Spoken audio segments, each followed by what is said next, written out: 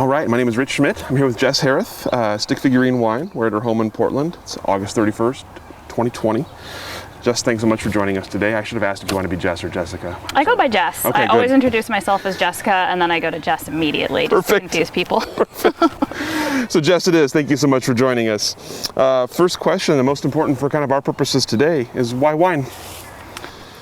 Why wine? I don't know. I fell into it by accident, I think. I was about 22, just finished college, was trying to figure out what to do with my life, and was traveling around New Zealand. I knew nothing about wine, but as a young 22-year-old does, I went on a wine tour, and it was in Hawke's Bay. I knew nothing. I didn't know the difference between Merlot or Syrah or Viognier or Cabernet Sauvignon. Literally, I didn't even know the color differences. I didn't drink wine. I didn't really drink much at all.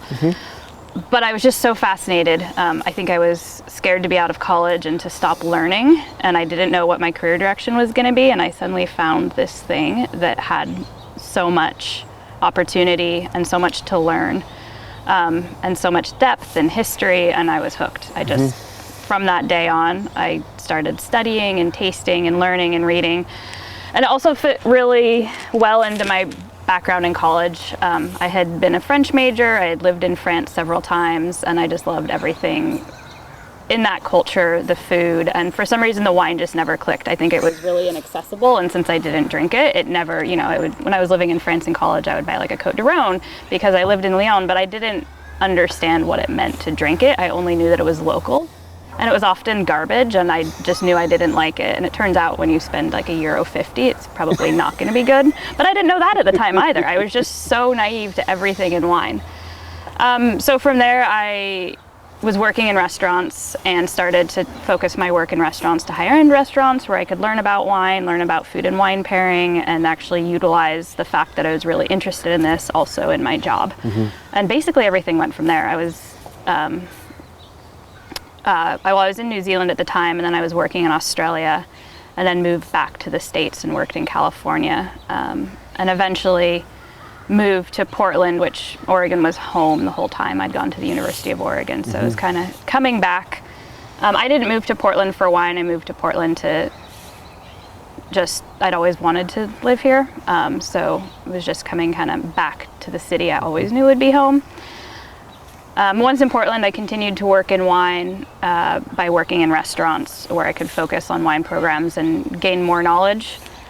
And then I moved back to France because I was just really hadn't gotten that out of my system yet. And I kind of was at this point in my life where I didn't know if I was going to go get a master's degree in French or something related to French and maybe go down a teaching path, or if I was going to continue and really try and take wine seriously, not just be a server kind of intrigued with the wine list, but do something real in it. So I moved to France to work as a English teaching assistant in high school. And the irony was they placed me in this really rural part of Champagne where there was no champagne production. And I was like, thanks. I really was hoping to learn more about wine. And I'm literally in the place where there is no wine made. But it actually turned out really beneficial because I was really close to the Aube, which was up and coming for champagne production. And I was really close to Dijon. So I had access to Burgundy and the Jura. And so basically I spent my days teaching students how to speak English, and I spent the rest of my time going to wine regions and doing vineyard tours and studying like a mad person, and drinking when I could afford it, which unfortunately wasn't that often because it's on a very low stipend.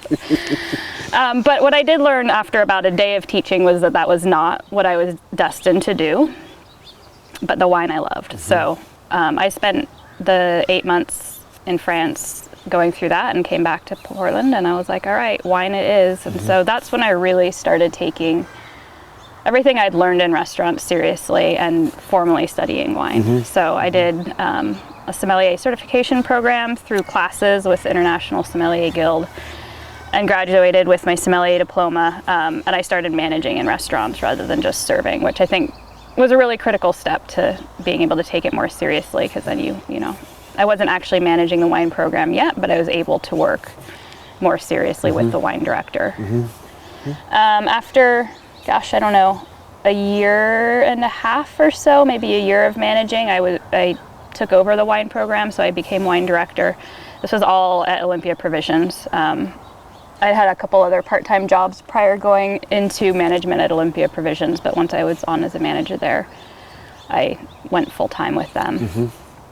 And so, yeah, I just continued to manage the wine program, and I think the longer you stay in a place, the more opportunities come up, because I went from a floor manager to the general manager and wine director, and then eventually became the operations director, and then as the company grew, continued to grow with it. So we went from overseeing one restaurant to overseeing 5 restaurants and all of their events programming, which all was great until everything shut down. It's been a different year, but and then so that was kind of my wine career. I think that my love of France from my childhood and my college years translated into like a natural affinity for European wines and European wine styles and traditions and history.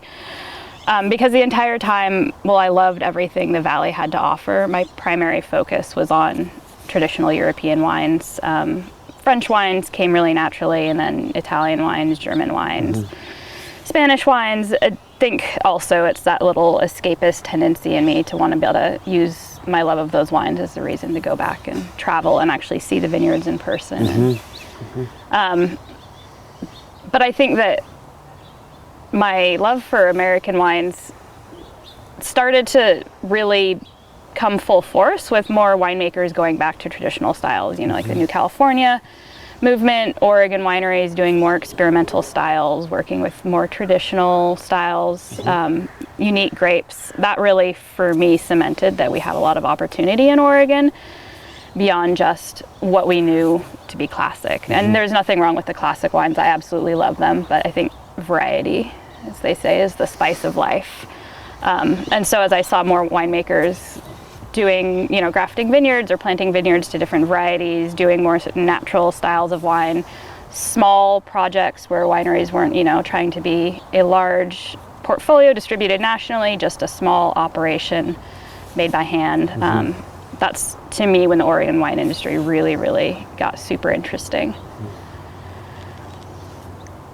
So I'm going to back up a little bit before we get to the next step here. I'm curious about, you mentioned kind of being hooked from the start and intrigued by the history and the culture of wine. Tell me about, as you got into more formal education of wine, what you found that kept you intrigued, that kept you kind of wanting to learn more. What was it about wine that kept you wanting to learn more? And at what point did you feel like it was something you wanted to do? I mean, you kind of mentioned in France that was like what you wanted to do. What point does that become like a career path? It's hard to say at what point it became a career path, but I knew the thing that kept me with wine was that it never really ended. Every time I learned something, I was so excited to have learned it, and then there was something right behind it that was new to learn, and it was endless. Every time I, looked up a variety, I found 10 new varieties. Every time I looked up a region, I found 10 new regions. Every time you look into winemaking practices, you find 10 other winemaking practices. And so I think it was the endlessness and depth. And then the history, too. It's so fascinating to think back to generations and generations and generations and millennia of making wine. In terms of taking it seriously as a career path, I think it's only once I started to see real opportunities as a career in wine that I thought I could do it more than just a side project or a passion or a hobby. Once I started to, understand that there are people with careers who direct wine programs, train staff, curate selections, and also that it was an not easy, but I had access to it because I had a lot of restaurant knowledge. By the time I started managing in restaurants, I'd already been working in restaurants for about 7 years, so it felt like a very easy thing to kind of slide into. I'm curious, at that point, tell me about the management of wine lists, building wine lists, being a selector, being a somm. How do you go about it? What is it to you? How do you build a good wine list, and what is it you're looking for when you're building one? First and foremost, I feel like a wine list should tell a story about the restaurant that you're curating the wine selections for. If they don't match the cuisine and the narrative of the restaurant's identity, then they don't have a place on the list. I was fortunate that Olympia Provisions was based in European traditions in terms of recipe development. The charcuterie we were producing was all very traditional. and very non-interventional in terms of, there's not a lot of additives to make these tart flavors. It's just it's not hands-off, because it actually has to be very hands-on to make sure nothing goes wrong. But it's not as disruptive to the flavors of fermentation as you would find in maybe a more traditional, tangy American version of salami. And so being able to take all of that, like them being rooted in so much tradition, allowed me to then look at wines that were also rooted in tradition, which is exciting, because then you have so many regions in Europe that, one, have a charcuterie tradition that you can also match, but two, have a huge wine tradition. And so using that as the basis of the list, and then looking to other regions on the West Coast or producers on the West Coast who are kind of emulating that in their own manner. So rather than having the whole world of wine open to you, it creates a focus. I'm not working with South American wines, I'm not working with Chilean wines, not because they're not great, but because they don't fit the narrative of our identity. And it really helps you focus and hone in on what matches and makes sense, and then create a story to tell the customer as to why those wines are there. And also for the staff to have a focus and a direction when they're selling the wines, and where to learn and put their time in. For me, a lot of it was like, where are there charcuterie traditions in Europe, and the ones that we're inspired by or recipes are derived from, and then what wines are traditional with those, and then from there, what wines are we also making in our own region that fit that narrative. When it comes to hone that down even further, to actually select a wine, what is it you're looking for first and foremost? Is it the wine itself? Is it the person behind the wine? What is the key factor for you, determining if it makes a list or not? The quality is the first factor for me. If a wine isn't of good quality, it doesn't deserve a place on the list. And to me, quality is relative. I am okay with a certain level of flaw in a natural wine if it's expressing what the wine intends itself to be. At the same time, I'm a huge fan of very clean, very precise wines, and so the quality being expressed and the intended expression is really important. But then also, I think the story behind it, who's making it, the farming practices, the vinification practices. Most of our wines, since before it was even a trending topic, were natural, even if they were the looser version of natural, where maybe sulfur was used for stability, which is not natural in everyone's version of natural wine these days, but really allowing the wine to express itself without too much intervention as to what nature intended it to be. You talked about your role at Olympia kind of growing and expanding as you stayed there, and as, of course, Olympia Provisions grew and took off itself. So I'm curious about the evolution of it, and how sort of intertwined it was with the industry. At what point did the Oregon wine industry become more of a part of what you were doing there? Oregon wine industry was always a part of our list. We always tried to honor what was going on here and what was going on in Europe. Obviously, even if our charcuterie was inspired by Europe and our founders' time spent learning charcuterie in Europe, we are an American charcuterie company, and the product we're making is from American pork, and we're in Portland. And so we always had a good segment of the list for what we considered to be some of the best Oregon winemakers, traditional winemakers like Irie, alongside more up-and-coming winemakers. I remember Teutonic Wines, when we first started, felt like a very natural match. He was starting up, we were starting up. But I think there was more room to experiment with more Oregon winemakers as time went on, and more Oregon winemakers came out who were maybe looking for those more old world styles, or looking for unique grapes that are grown in the Loire Valley or in the Valley d'Aoste, or different European regions. So it just gave more access and opportunities to really embrace the local wine scene as more winemakers honestly started experimenting. I think that from 2007 to 2010, there was this time in my wine career where it felt like I had known what was going on in Oregon wine, because the winemakers were doing similar things. There were pockets of people doing unique things, but it wasn't quite as explosive. And then once you saw Teutonic coming to the front, and Bow and Arrow, and other people who are just not afraid to kind of cut their own path, we saw an explosion of so many producers doing things on even a very small scale that were inspiring and fascinating, and felt like a really natural fit to what we do at Olympia Provisions. Do you find most of the time that wines are coming to you to be selected, or do you find that you were seeking out wines from people that you heard about that you thought would be a good fit? It's both, for sure. A lot of wines are introduced to me by, distributors and the reps that I have there.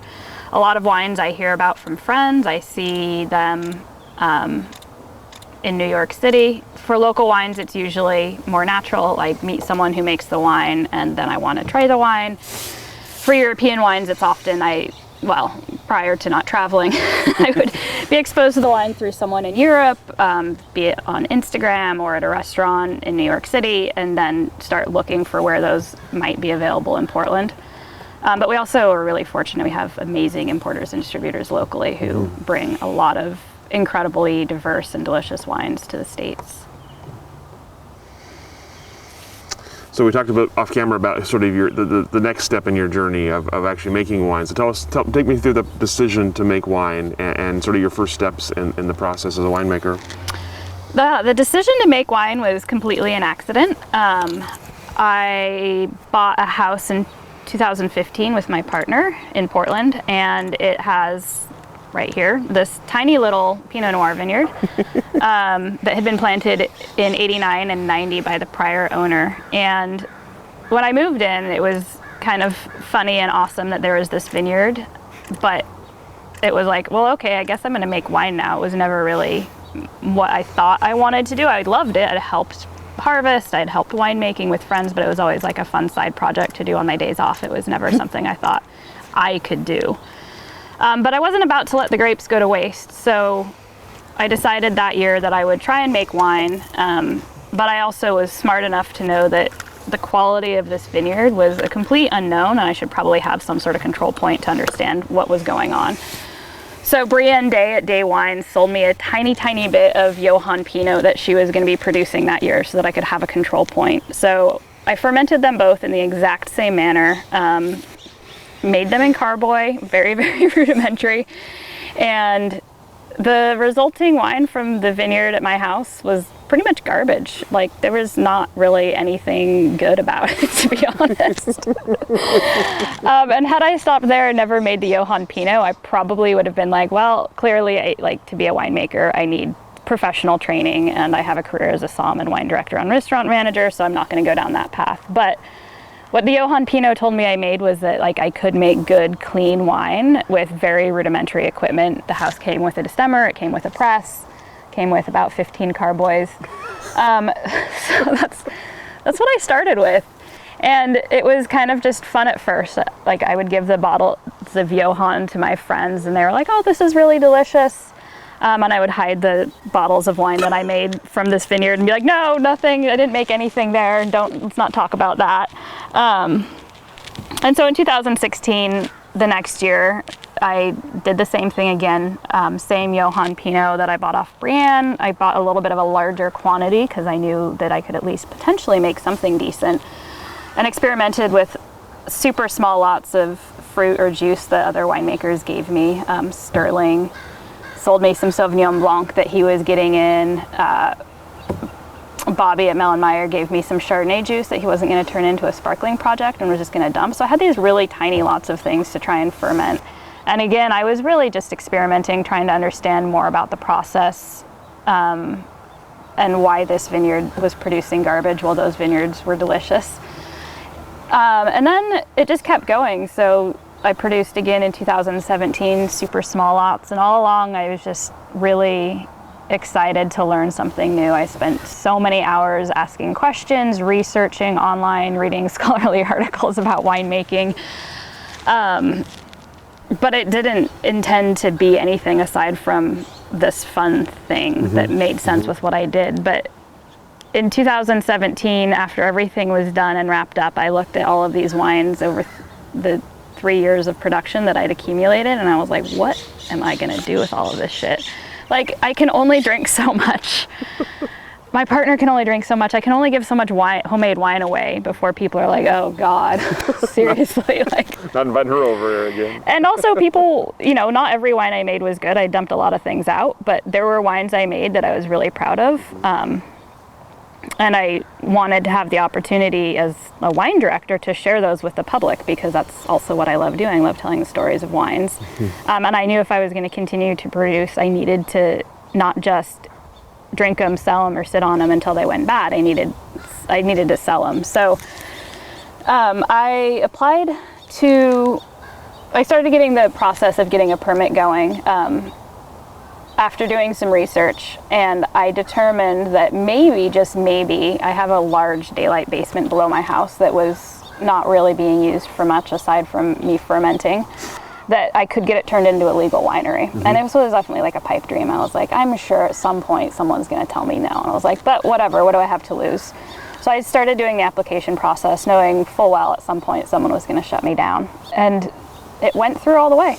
The only part that ever got stopped was the city zoning commission said that I can't actually sell wine that I produce from my own vineyard. It's against rules. And I was like, well, that's fine, because it sucks anyway. So it's really not what I was looking to do. That vineyard's there for me to learn how to farm, but I don't know what other purpose it serves. And so that I started the process in 2018. It was at the end, it was like right when harvest was starting in 2018. So I knew everything I made that year was going to just be, once again, for home use purposes, and I actually didn't make them up very much because I was just overwhelmed with what was already sitting with no use. And so I finally got the permit. I think the TTB approvals came in March. It took a while because of the government shutdown for a month, and I'm sure I did some paperwork wrong I had to correct at some point. But I finally had my OLCC permit and everything ready to operate on July 1st of 2019. So last year was my first real year, and I produced it all here. It's definitely micro scale wine production. I produced about 150 cases. But when you consider everything's done by hand and I don't have forklifts or anything that, you know, lifts things up for you, it's reasonable, and it's going to grow this year, so we'll see. I keep being like, I'm just going to keep producing more until either there's not enough space or I'm just not strong enough to do it. Like, how many tons can I produce before I tire out? Or realize that I have to move to a real winery with forklifts and stuff like that, which I really don't want to do. This is, you know, part of what I love is that it's a project I can do at home. I go to work, 50 hours a week. I don't really want to add more time outside my home to that. And it's a really nice place to produce wine. When you started making wine, I'm curious, was there anything that surprised you about the process? Obviously, you were familiar with it from an outsider's perspective, but was there anything about the intimate day-to-day details of it that surprised you? Two things. One, everyone told me if I was going to make wine, pretty naturally, really very naturally, I do use sulfur in minimal quantities to stabilize and keep things clean. But everyone told me just keep your equipment really, really clean. Make sure everything's washed, sanitized, scrubbed, and never skip that step. And I think what I was surprised to learn is that as long as you spend about 90% of your time cleaning, you'll have fairly clean wines as a result. And so what I didn't realize is that 90% of winemaking is actually just cleaning shit. But strangely, I kind of like it. I've always loved cleaning in a weird way, mostly because it's satisfying to have things clean, and it's good to kind of get your hands dirty and do the hard work sometimes. So yeah, clean a lot. Was there anything else that surprised you? That I could do it. I mean, honestly, aside from research, reading, and helping other friends at Harvest, I didn't know what I was doing. And I think if I was trying to do winemaking where I was adjusting yeast levels or adding tannin or doing any of that process, I probably would have not been able to do it. But because I knew from the beginning that if I couldn't make wine that tasted good without those processes, then I wasn't going to make it at all. That was never a question. If I couldn't do it with the fruit being the good thing, creating a delicious product, then I was simply going to go back to not doing winemaking. So, I mean, I guess it's not surprising because people have been making good wine in that manner for thousands of years, but I think there's also entire universities training people how to do it. And so it's like, oh, well, there are two worlds that exist. You know, I can do this, and it's never going to say that I'm the quality of top winemakers by any means, but I can make a product that's pleasurable and that people can enjoy, which is super exciting. Like, if you can have something that makes people feel good about their lives, that's really all there is to it. How did your sort of training and knowledge as a somm and as a wine buyer sort of inform the making process for you? I had known a lot about winemaking processes just because I clearly am a geek that studies and reads. I was homeschooled for most of my upbringing until my junior year of high school, and so I think the fact that I, from a very young age, had to pretty much teach myself everything. I didn't have the tools of being taught as most people would. It created this natural world where, for me to learn, you go about it on your own and you figure it out on your own, because that's most of my learning experience. I just got lost in the question. Sort of your experience as a somm and yeah. how it informed your winemaking. So I'd already spent a ton of time nerding out, reading things, researching, learning what people do, talking to them about what they do and how they do it. And so I already knew a lot more than an average person who maybe just drank it and decided they wanted to go into it. And I also had a large framework of style references. You know, I knew what wines tasted like with micro-oxygenation from Bordeaux versus very old cask-aged wines from the Jura that, you know, were already 10 years old and had been aged in cask for a long time. So I already had a large gamut of understanding how different winemaking decisions affects the end product, and also how climate affects the end product. And I think that was really beneficial to know going into it, because I understood a lot better, you know, what a rainy September might do to the end product than someone who maybe was getting into it for the first time and had only lived in one climate and knew that climate's wines. So you talked about obviously wanting to make it as naturally as possible and have the fruit be the show, have it be the star. I'm curious if you had any other kind of stylistic decisions in mind or thoughts in mind of what you wanted the end product to be based on wines you had tasted or places you'd been. I wouldn't say it's based on places I've been, but on wines I've tasted, I definitely have an affinity for finesse and acid in wines. I think working with charcuterie that really needs both of those qualities to match it, I naturally have gravitated towards those styles of wines. And also being willing to embrace a certain level of experimentation, because everything I'm doing is so not traditional. There is no sense in trying to pretend that what I'm doing is anything but what it is, which is a micro wine project in a basement from, you know, a somm with no formal wine training experience. So allowing experimentation is important, but also being smart about it. I don't want to experiment for experiment's sake. Well, I did that actually. I did that before I was going to release anything properly, and I dumped those out, and I learned that sometimes experimentation is not the right route. But yeah, I don't know, both tradition and experimentation I think is really important. Never getting stagnant. You know, if we only relied on tradition, we would never grow and evolve. But if we only relied on experimentation, we would lose traditions that inform us. So really nice balance of the two. I have, last year for 2019, I made a really nice barrel-aged Pinot Noir from Dundee Hills, and it's as traditional as I could imagine a wine I would ever make. And at the same time, I also made a Syrah from Snake River AVA in Eastern Oregon, and it's one of the only vineyards in Eastern Oregon growing any fruit in that AVA. And so that's where you see like the tradition and the experimentation side by side. So you mentioned the label just got started last year. Tell me about the decision behind the sort of the name and the label. The decision behind the name happened when I was joking with my family. It was Christmas, and I was trying to open bottle after bottle of my homemade swill, being like, "Drink it, please, help."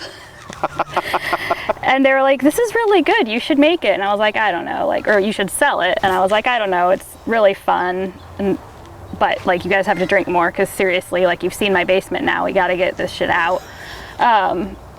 But yeah, I was joking that if I were to really do it, it couldn't be anything that takes itself too seriously. And I was trying to say, you know, like a stick figure of a winemaker is what I would be, but I had had a few glasses and I said a stick figurine of a winemaker. And it kind of fit because it's something a little bit more elegant than a completely rudimentary drawing, but it's still very, very rudimentary at the same time.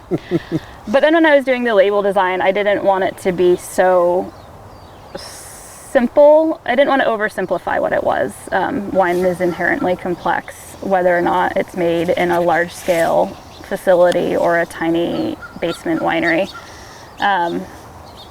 And I also had been an art school dropout. I was doing a French degree and I left the art part behind so I could graduate early. And so it was also an opportunity for me to kind of go back into art and use that creative passion that had kind of fallen to the wayside. So doing the label design and the paintings for it, and the whole project felt like it really came full circle. And so I wanted to make sure that it wasn't so whimsical that no one would take me seriously, but also that it wasn't too serious, because ultimately wine is meant to be enjoyed. And so it can be taken very seriously, but if it's not enjoyed and accessible and someone can drink it in a beautiful backyard and put a smile on their face, then I don't know if it really has a purpose. I'm noticing a lot of balance for you between sort of tradition and kind of, like you say, experimentation or kind of self-seriousness and lack of self-seriousness. It's an interesting balance to try to make with a new label. Yeah, I guess so. Well, it also comes from my background. I've always, even in wine, balancing traditional iconic winemakers alongside some of like the new up-and-comers. I think about, the Domaine Tempiers on my list side by side with some Loire Valley upstart by like a Somm who just moved from Paris and started a winery, and how those two fit side by side in the story of wine. And so I guess in a weird way I'm trying to like be that balance while I make wine.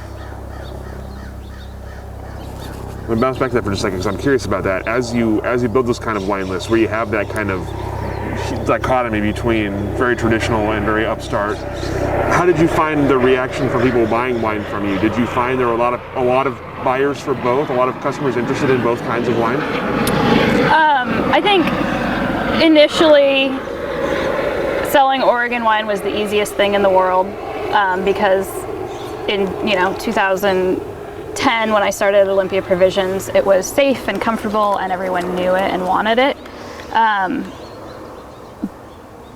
By the time 10 years later where we've arrived, is selling Oregon wine is still very easy, but it's strangely the unique varietals that sell the easiest. I remember putting on the Maloof Skin Contact Gewürztraminer by the glass a couple summers ago, and it outsold our Oregon Pinot by the glass, and I was just like, what has happened? This is so different than it used to be. And it was exciting and it was awesome, and a lot of it has to do with our own staff being so excited about what's going on and wanting to introduce people to these new things and being comfortable with the process of explaining what a skin contact Gewürztraminer is and why they should get excited about it with charcuterie. And I think that has been part of, I guess it came to fruition because the natural wine conversation and the experimentation in wine became much more mainstream, and people got more comfortable with seeing wine as something that could be diverse. But initially in the process, before people necessarily wanted to experiment or venture outside of their comfort zone or leave the iconic wines to try the new experimental wines, it was just a lot of making people comfortable, and having both side by side makes it accessible because you're not pigeonholing yourself into one category. You're saying, here's this beautiful Oregon Pinot from Eyrie, we love it for all of these reasons, and if you're feeling like you're comfortable with that wine and want something a little more fun, have you heard of the Jura?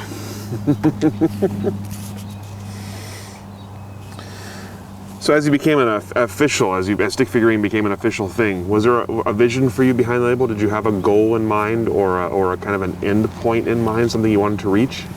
My end point, I'm just at the beginning, I'll say that, obviously, but the end point I want to reach is I'm very interested in wine regions that have not been very well discovered or discovered at all yet, and so the Syrah I made last year, I'm going to continue to work with that vineyard. Travis Cook is the farmer for all of that fruit, and he has a winery called Copper Belt outside of Baker City, and it's actually a crazy story. I love Eastern Oregon more than anything, and I was out there a couple years back driving down the road, and there was an A-board sign that said Copperbelt Wines, and I was like, there is a winery here? What? Like, how is this possible? Like, one of my favorite places in the world, and there's a winery. I knew about Snake River, but that was like Idaho, and it was farther south, and it wasn't interesting to me. And so the following year, I saw that he had some fruit to sell, and that's how I ended up making it. The really fitting thing about it is that my whole long-term dream, even prior to knowing he had fruit there, was to actually start a vineyard in the Wallowas. So it's still the goal. One day when I'm retired from living in the city, start a vineyard in Wallowa County, either in Imnaha or on the Grand Ronde River near Troy, a little lower elevation where they could probably ripen. And so, I mean, that just, I think we only know what we know in terms of the places we grow grapes and make wine from, and I think that this is a very large world and there's a lot to explore, and like that's really exciting. And mostly what's exciting is I don't want to move there to grow grapes. I want to move there, but I also think I can grow grapes, and that opportunity is super exciting. But at the same time, you know, exploring the Columbia Gorge, I have some Pinot Gris I got from along the Columbia Gorge, but it technically falls in the Willamette Valley AVA. Because it's just outside of Troutdale. And so finding these little unique pockets where people are growing grapes and doing something different is really, really exciting to me. I think, again, there's that learning process that can be achieved. Like, what does that vineyard have to say? If anything at all. Maybe it doesn't have anything to say and someone can move on and plant a vineyard elsewhere. But So if you're planting a vineyard in the Wallowas, what would you plant? What's your idea for what would ripen there? What would you make?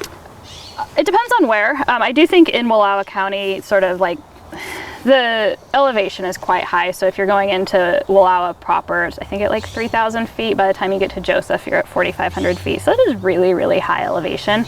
Maybe some sparkling wine projects could be had there, but down in the two valleys, the Grand Ronde River Valley around Troy and the Imnaha Valley farther east, it is lower elevation, and they have that benefit of those hot summer days that I think would help ripening. Variety-wise, I think what I would like to do is plant a bunch of different things and see what thrives, and then graft over to like the things that are best. In my imaginary world, in Imnaha, for example, I can see a lot of similarities to like various parts of northern Spain, not like Galicia so much, but inland, like the Duero areas where it's very rocky and craggy. The soils are very, very poor out there, and it's just grassland, and I think, you know, something that can grow really well in basalt. But I also just think that you don't know until you know, so trying a bunch of different things and seeing what seems to really work in that place, and then focus on that is probably the smartest way to arrive at the best one. But it would be really great. I mean, I'm in love with what, you know, Nate Reddy is doing at Hayu, and the idea of just doing intermixed field blends. I think that is a really rare and holistic way of looking at grape growing and winemaking, and so doing something like that would also be a really cool opportunity. So as you're getting started and as you're looking for grapes now, what is it how are you seeking them out? Is it like just happen to drive by Copperbelt and hearing about them, or are there other spots you're particularly targeting, or varieties you're targeting at this point?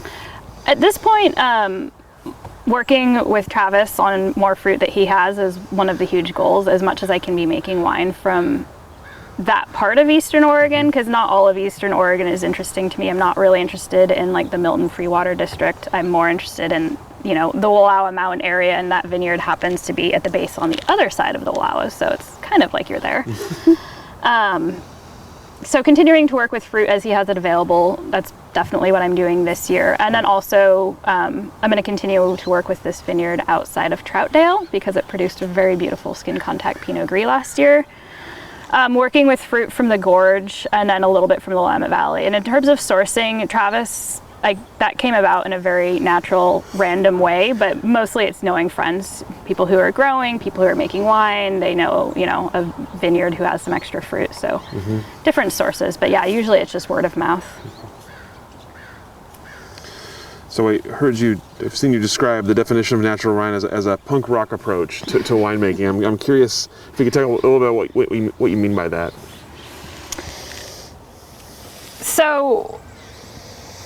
it might not be as relevant now as it was 5 years ago, as it's become more mainstream. But I think about in 1995 when I was into Riot Girl music and being my little version of a mid-90s punk rock girl, and what it meant to find fringe music made by women for women that had a voice of empowerment, a voice of opportunity, and it didn't need to be distributed or made by any mainstream label. It was simply there for the market that could find it.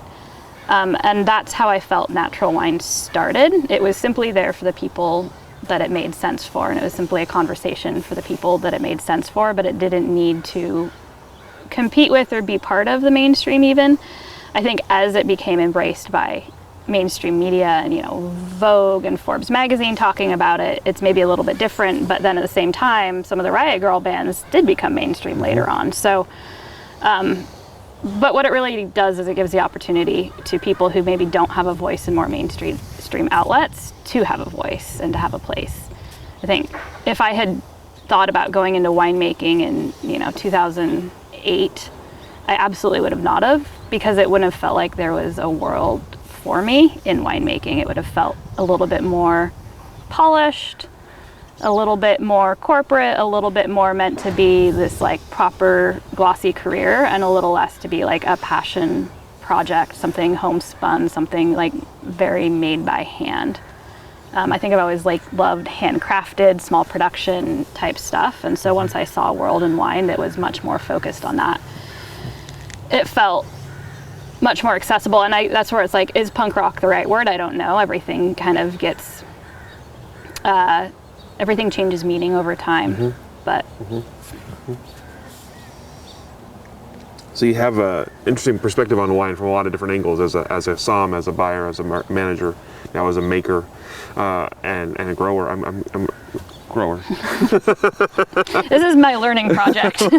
I'll grow more than this one day. But I'm curious what you find now from this, looking at it from this angle now. What inspires you most about wine? What is it that still at this point is inspirational to you and keeps you excited and interested in it? I think it's still learning. Before, most of the learning was focused around wine regions and varieties and styles. It's now learning about production and varieties and actually growing those varieties in regions. I think we have so much to learn in Oregon about the varietal opportunities that we have fit for different regions, and it's so exciting when I see people talking about their Trousseau plantings or their Chenin Blanc plantings, and that the consumer side has opened themselves up so much to those opportunities to really dive into what the wine world means in this really broad and vast framework. We don't know the best varieties for any region until we try all of them. And so all of those learning opportunities are super exciting. And also just being able to engage with people about wine is still really fun. I miss, talking to tables about wine or our staff about wine, but that'll come back. Learning how to do wine tastings with staff and COVID is not really an easy thing. Well, it's not happening at all. But We'll get back to that in just a second, but I'm curious about the other aspect of wine now that you have a product of your own and you have to sell it. I'm curious about taking your own wine to market now after so many years of being on the other side of it. Yeah. What did it feel like when you had wine to sell? Terrifying. I am hopeful, and I think that I'm my biggest critic because I've been tasting wine professionally for so many years and being very critical about it. When I taste my own wine, I think that my natural inclination is to dismiss it as not good enough.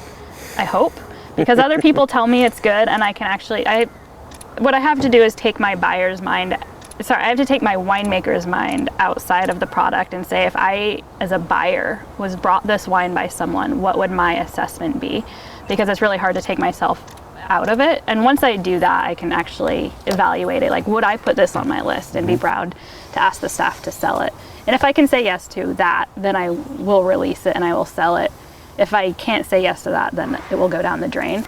But having the confidence to get to that point took a minute, and it took me giving a lot of bottles to friends, being like, would you drink this? Is this good? Is this actually good? Am I insane? Am I actually insane for doing this? But I think that's also just, that natural insecurity is probably normal, when people are just starting out, and that it gets easier over time. And it certainly gets easier. I released my rosé in June, and having friends buy a couple bottles was really exciting, but having them buy more bottles later was when I was like, oh wow, like they didn't just buy it once, they bought it again, and they wouldn't do that if they didn't like it. Have you had an interaction yet with someone outside of, someone you didn't know, either positively or negatively, that sort of made you feel like, I'm a winemaker now, I've got wine to sell, this is what I'm gonna have to deal with? Have you had anything like that where you've met someone new who had a strong reaction to your wine? Not yet, because I had all of these plans to have a release party around my first wine release and kind of get that, but because I released my first wine during a lockdown, I sold wine to people I didn't know, and it was really exciting to see, people sending me messages that I'd never met asking to buy my wine and getting a positive response, but it wasn't the level of engagement that I would have preferred. My initial plan was to, throw a small party and invite the public and pour free tastes and give out charcuterie, but that'll happen one year.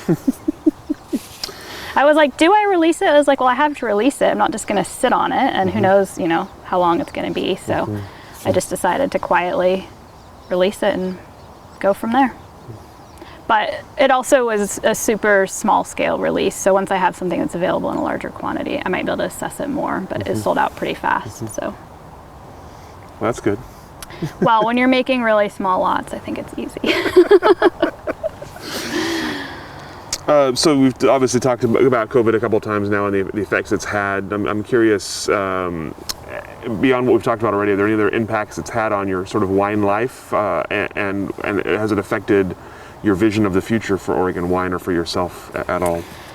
Yeah, I mean, my wine purchasing power as a wine director has been more than halved because we have so few customers actually coming into our restaurant. We were fortunate enough to start a small local delivery program that includes wines, but it's just completely changed the way I interact with wine. I sell wine, I converse with the public with wine, my staff with wine, so yeah, it's completely upheaved. I think the benefit I'm seeing, at least in Oregon, and I don't know how it is in other markets, is that while people are not out in public as much, they still really want to support small projects. And I think that's why even when I released my wine in a lockdown, I still had people messaging me wanting delivery to their house of the wine because they're still really wanting to support the economy. They're just doing it in a different way. So I think for small winemakers, there's still a lot of hope that, no matter what the economy and what the reality of where they're going to drink it, there are buyers who want their product.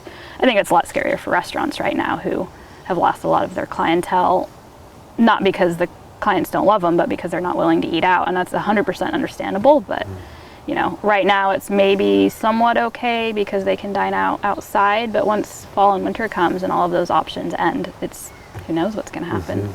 So, and I mean, obviously that has repercussions for the distributors and the whole network of who can survive with less sales. But people are still looking to have access to it, so I think people getting creative and bringing their wines to people through different means. We're doing more retail sales through our restaurants than we used to do. And hopefully people will not tire of buying products in different ways, eating food for takeout and all of that stuff, so that the market can uphold itself until this is behind us. What do you see for the restaurant scene in Portland going forward from your perspective? I mean, there's going to be a lot of closures. There's absolutely no way around that. The closures we've already seen in the last 6 months are just the beginning. But, like the old phoenix rising from the ash thing, we'll see a lot of new openings too. My only hope is that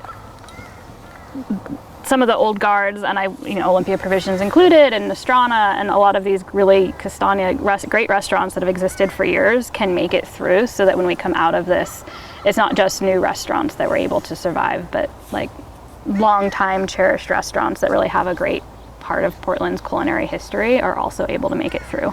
Because it's always exciting to have a new restaurant to try or a new place to go, but it's also really important to be able to support restaurants that have been in it for a long time. So hoping that they come out positively from this. But I also think dining habits will be changed, So I can't say how yet, but takeout is going to be a lot more normal for a lot of years. Yeah, absolutely.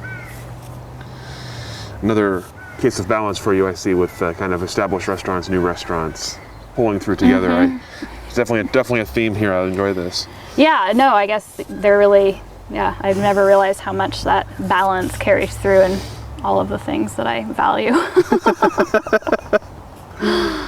So we talked a little bit earlier about your kind of end goal of owning land, planting a vineyard outside of the beaten path. What else do you see as you look ahead for yourself and for Stick Figurine?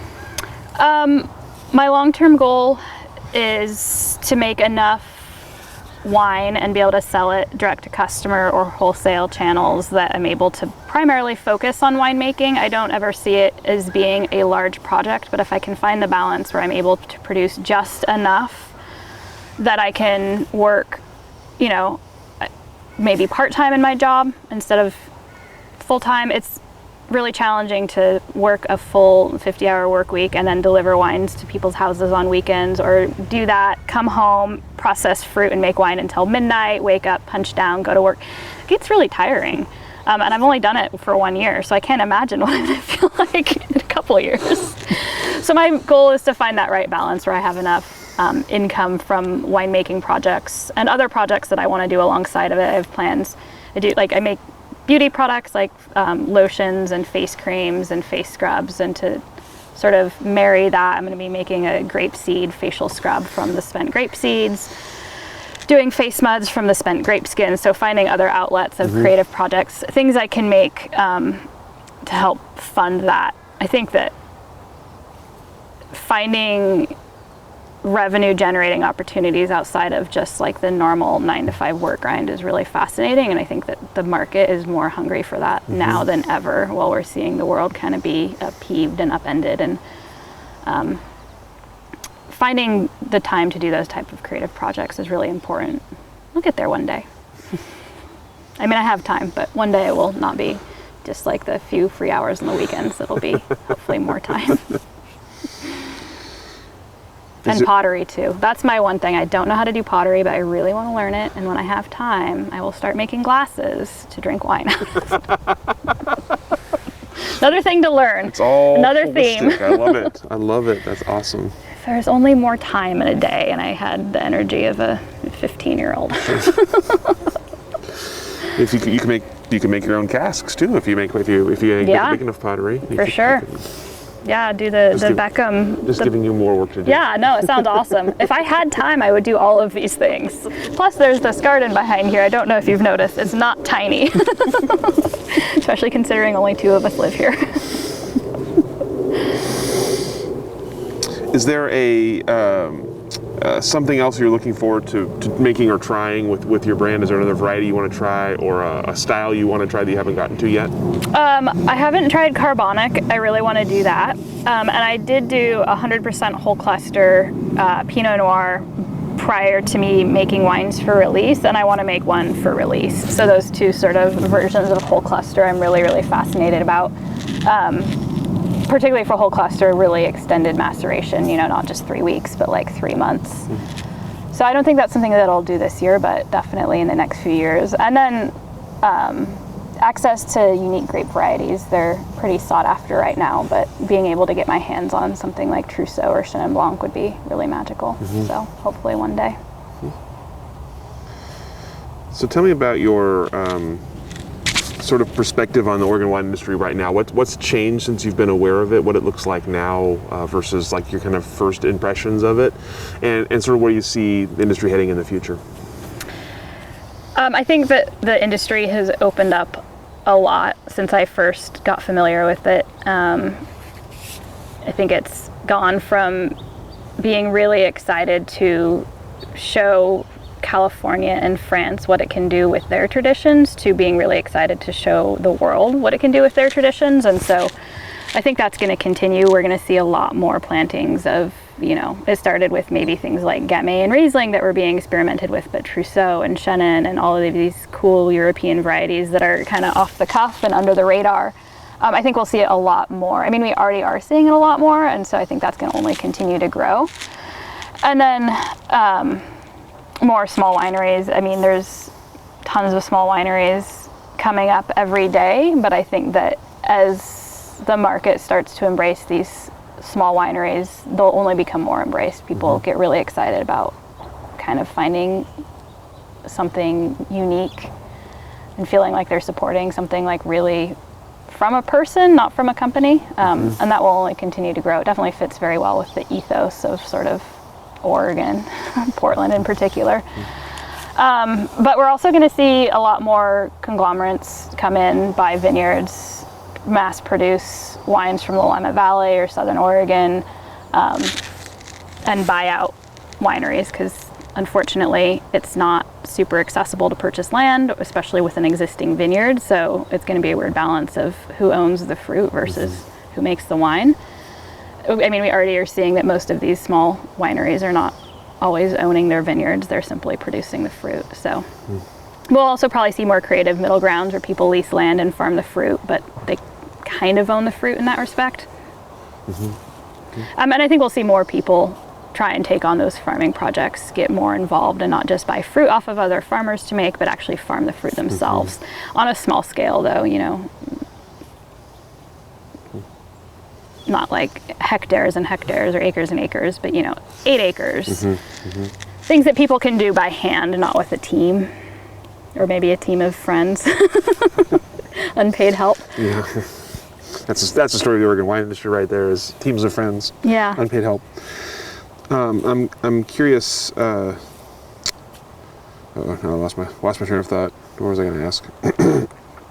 In terms of from your other perspective, from your wine buying perspective, assuming restaurants are open again and you're buying wines again, do you see the trend of what you're buying for stores continuing that way as well, in terms of smaller, more experimental, less known brands? Is that excitement, enthusiasm here to stay? I think so. I think right now what I'm seeing is, even with the small scale that we've reopened, I'm wanting to support like my friends in winemaking more than ever. And we've always really balanced like traditional European wines and local wines. I'm working more with Oregon wine than I ever have, mostly because the last thing I want to see is these people lose their livelihoods right now, and everything feels so uncertain that if I know I can help them get through, then I know I'm doing something good for our own industry. And as much as I want to like uphold the industry in France and everything, I know that their own culture is doing that as well for their people. So that's the one biggest change. I would like the world to stabilize, where I feel like I can bring the balance back of having everything side by side. But like, it's the first time at Olympia Provisions where all of our glass pours are American, just simply because we're trying to support, you know, our actual friends who live few, you know, streets down. If someone were to ask you about getting into the Oregon wine industry, what would your words of wisdom to them be? Absolutely do it, and make some friends, because everyone here is so nice and so helpful. And yeah, like it's just a really, really friendly industry to be. Are we Canadian here? So Oregon wine industry Canadian? Not everyone's nice. I'm sure there's some assholes out there, but certainly all of the winemakers that I feel like I've looked up to locally have just been the best people. Okay, last question for you. I'm going to get a little philosophical for you. And you've talked about this a little bit earlier. I kind of want you to expand on it. What do you think is the role of wine in society? I think the role of wine in society is to bring people together and to give them joy. Like, if there's not joy in having dinner around a table with wine and a fire late into the night and shooting the shit and enjoying each other's company, then it's over. And we can still do that. We just do it with masks on. But yeah, really, I mean, joy is the surface level part in bringing people together, and the fact that there can be history behind it and learning and process is really, really fascinating. But the end result is it should put a smile on people's face. Like it. Yeah, there's no purpose if there's no joy. All the questions that I have for you. Is there anything I didn't ask that I should have? Anything we didn't cover here that we should have covered? I don't know. I don't think so. Okay, excellent. I feel like I rambled enough. It's more than I'm used to talking these days. Did some long interviews this summer, as you can imagine. People are like, oh my gosh, an outlet. I can talk to someone. Yeah, for sure. It's definitely the most I've talked about myself in a while. Well, thank you so much for joining us for hospitality here in this beautiful space and sharing your stories. And we'll go ahead and let you off the hook. Thanks for coming. I Thank really you so appreciate your much. time. Absolutely.